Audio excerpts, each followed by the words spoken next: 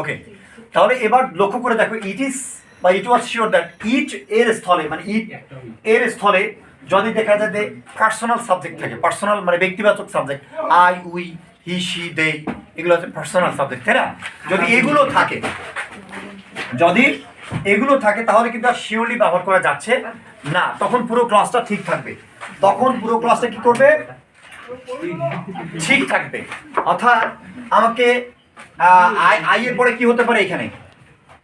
ধরো আমি personal subject দিলাম আই এর পরে কি হবে? এম হতে পারে, তাই না? হি দিলে ইজ হতে পারে, সি দিলে ইজ হতে পারে, দে দিলে আর হতে পারে। যদি এরকম পার্সোনাল সাবজেক্ট থাকে তখন আমাদের কি করতে হবে? একটা এক্সাম্পলের মাধ্যমে দেখো, আমি সেন্টেন্সটা লিখছি, I am sure that he will succeed. তবে ইটের জায়গায় আমি আই ব্যবহার করেছি এবং according to the person I have used an auxiliary verb, তাই না? যদি এরকমটি থাকে তাহলে আমাদের কি করতে হবে? তাহলে মনে রাখতে হবে যে এই যে অ্যাডজেক্টিভটা থাকবে, এই অ্যাডজেক্টিভের পর একটা প্রেপোজিশন ব্যবহার করতে হবে। কি ব্যবহার করতে হবে? প্রেপোজিশন। তাহলে আমরা শর্টকাট এখানে লিখতে পারি প্রেপোজিশন। প্রেপোজিশনের পরে কি হবে? প্রেপোজিশনের পরে যে দ্যাট এর পরে যে সাবজেক্টটি থাকবে, তাই না? সেই সাবজেক্টের পজিটিভ ফর্ম ব্যবহার করতে হবে। কি ব্যবহার করতে হবে?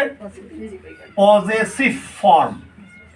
পজিটিভের পরে মনে রাখতে হবে যে পজিটিভের পরে এই যে পরে যে মূল ভার্বটা থাকবে তার নাউন ফর্ম ব্যবহার করতে হবে। কি ব্যবহার করতে হবে?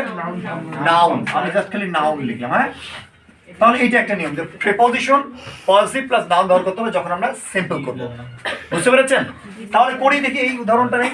তাহলে আই অ্যাম শিওর লিখলাম। তারপরে কি লিখতে চাইছি আমরা? প্রিপোজিশন। শিওরের পরে প্রিপোজিশন কি হয়? অফ হয়। কি হয়? Of. I am sure of. অফের পরে কি ব্যবহার করতে চাইছি আমরা? সাবজেক্টের পজিটিভ ফর্ম। তাহলে এর পজিটিভ ফর্ম কি? হিজ। Thank you. তাহলে his.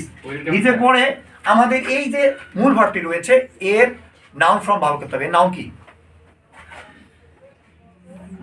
Come on tell me. Succeed, success. তোমরা জানো, ভয় পাচ্ছ বলতে, হ্যাঁ? এটি হচ্ছে success. S U C C E S S. ঠিক আছে? সাকসেস। দেখো আমরা প্রিপোজিশন ব্যবহার করেছি, পজিটিভ ব্যবহার করেছি, তারপরে নাউন ফর্ম ব্যবহার করেছি, তাই না? তাহলে এইটি মাথায় রাখতে হবে যে আমাকে প্রিপোজিশন ব্যবহার করতে হবে।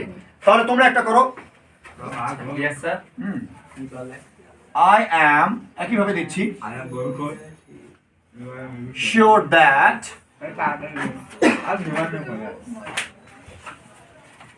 she will arrive. না সরি, she will arrive না দিই, তাহলে সহজ হয়ে যাবে। আমি একটু কঠিন করে দিই, দেখি কি মাথায় আছে তোমার। she will come দেই, তাই না? she will come। তারপরে কি করছো আমি এটা দেখি। ওকে, তোমরা এটা করবে, করে তারপর আমাকে দেখাবে। ওকে, থ্যাংক ইউ।